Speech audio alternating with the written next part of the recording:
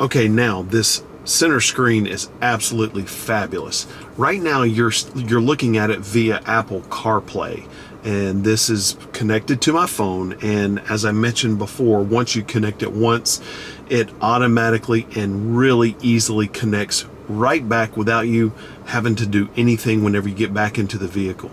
You can see up along the top of the screen it says home, recently played, search, library, and then right here you can scroll down, and this is going to be basically what it's going to recommend based on what you were listening to before. A bunch of country, because I was actually listening to bluegrass before.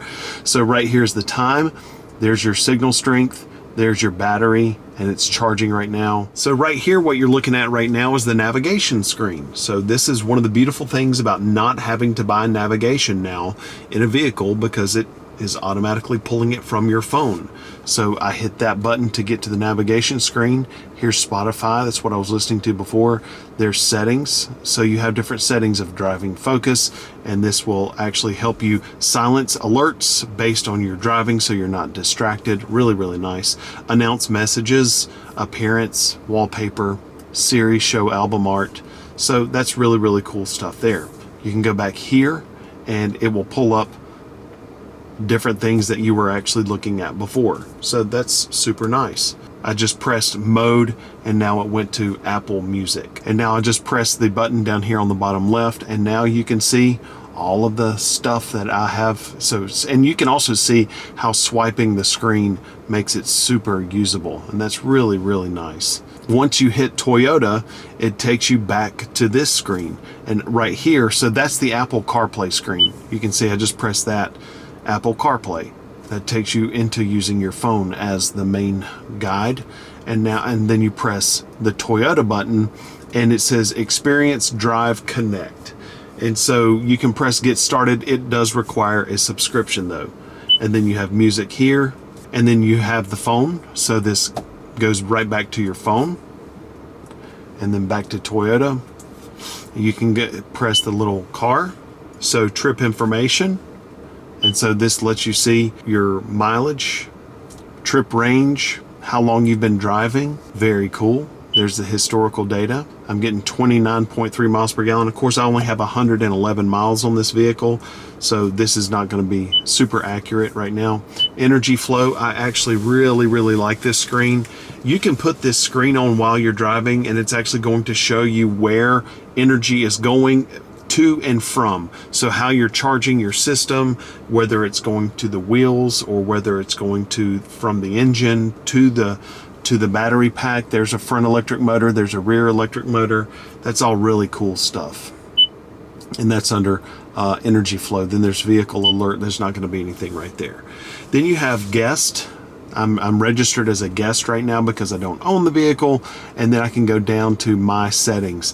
This is where I'm going to recommend that you spend some time once you get this vehicle and kind of put in your information to customize the RAV4 to exactly the way you want it to be customized. I just heard the engine cut on, so I want to try something. There you go. See? Energy flow. So right now it determined that the battery level was low enough that I needed to charge it. So the engine turned on, which is sending energy to the front electric motor, which is then converting it to electricity, which is then taking it and charging the battery right now. Isn't that cool? And so while you're driving, you can see energy moving all around from the wheels back to the motor and all that stuff because of regenerative braking. It's all such a cool system. So back to this, you have personal info, Bluetooth and devices, general notifications. So this again is where I'm going to recommend that you spend a good amount of time personalizing the vehicle, because you've spent all this money on this amazing machine. You might as well use it to its fullest capabilities. So then I'm going to go to vehicle customize, lights. And this is how you can adjust the, let's say, headlights. Under the headlights category, auto on sensitivity. Do we want that to be normal, or do we want it to be a little bit more sensitive as the sun is going down and cut on a little bit sooner as it's beginning to sense twilight? How cool is that? Auto off timer, so when you get out of the vehicle and you're walking into the house, the headlights as it's currently set are going to cut off after 30 seconds. That's pretty neat. Interior lights, auto off timers is 15 seconds.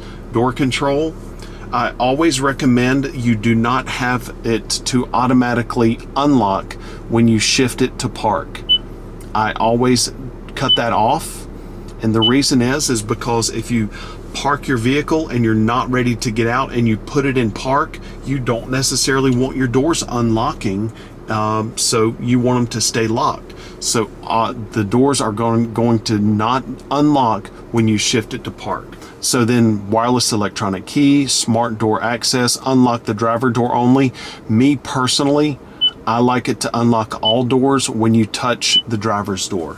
So with the key fob on your person, that's just a thing for me that I like. Feedback tone, let's pull that down just a little bit.